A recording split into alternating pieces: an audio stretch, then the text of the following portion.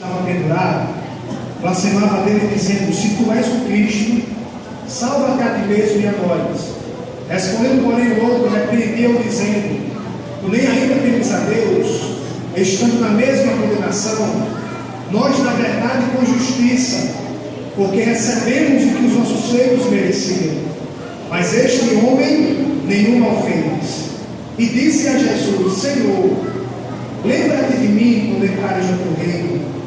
E Jesus lhe disse: em verdade te digo, que hoje estarás comigo no paraíso. Era já quase a hora sexta, e houve trevas em toda a terra até a hora nona. Escurecendo-se o sol, rasgou-se ao meio o véu do templo.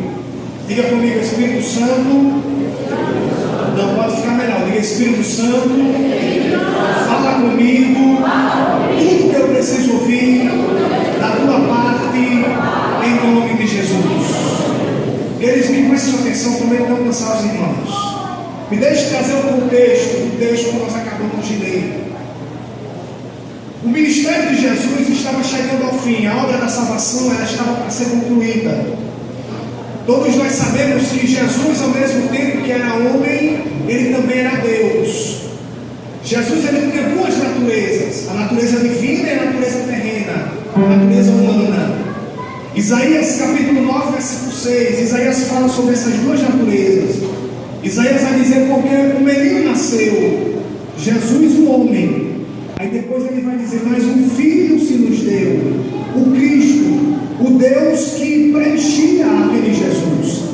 Então é bem verdade que existia Jesus o homem, mas também existia o Cristo, o Deus, que enchia aquele Jesus homem.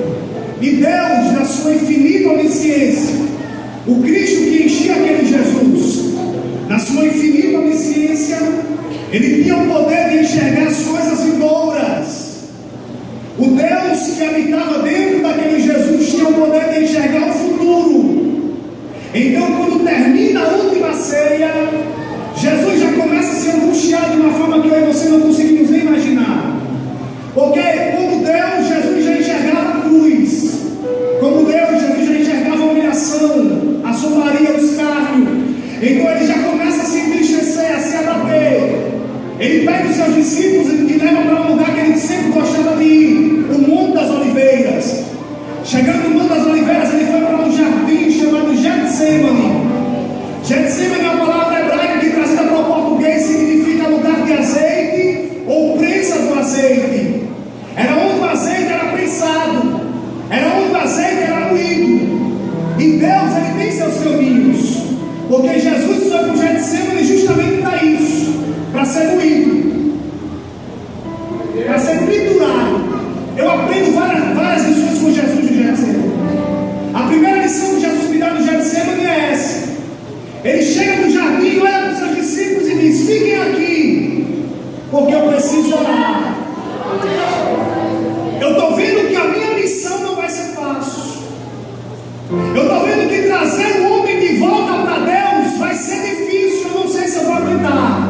Então eu preciso orar. Por quê? Porque a oração me prepara. A oração te aproxima de Deus. A oração te prepara para as lutas e dificuldades que a vida traz. Jesus sabia disso. Jeremias capítulo 29, versículo 12 diz: então me invocareis, ireis e orareis, e eu vos ouvirei. Jeremias capítulo 33, versículo 3: clama a mim, porque eu vou responder. E detalhe, vou anunciar coisas grandes e firmes. Daniel capítulo 6, versículo 16: Daniel ora na cova dos leões. 1 Reis capítulo 19, versículo 9: Elias ora dentro da caverna. Jonas capítulo 2, versículo 1: Jonas ora dentro do ventre do peixe. A oração é importante. Você sabe qual é o problema da minha geração? A minha geração espera a luta chegar para orar. A minha geração espera a luta vir para ele poder orar.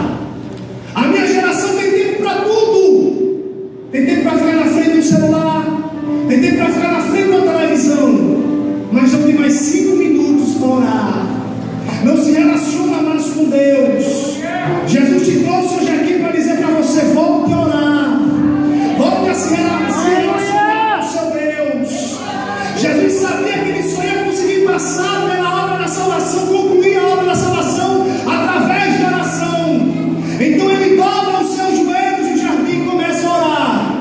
A oração dele é essa: Pai, se der, passa de mim esse cálice. Se tiver como, Senhor, pular essa etapa da minha vida. Eu estou vendo que a cruz não vai ser fácil, eu não sei se eu vou conseguir. Então, se tiver como passar de mim, eu tenho certeza que se houvesse outra maneira do homem receber perdão, eu tenho certeza que se houvesse outra maneira do homem receber mudança de vida, Deus não hesitaria em tirar Jesus do jardim. Aqui eu aprendo que para perdoar pecados, aqui eu aprendo que para mudar a vida do homem, quando eu falo homem, eu falo no sentido de humanidade, homem e mulher, só existe uma coisa: o sangue precioso de Jesus. É só o sangue de Jesus. Você pode ter chegado aqui sujo, você pode ter chegado aqui com a vida mais para lá do que para cá, mas se nessa noite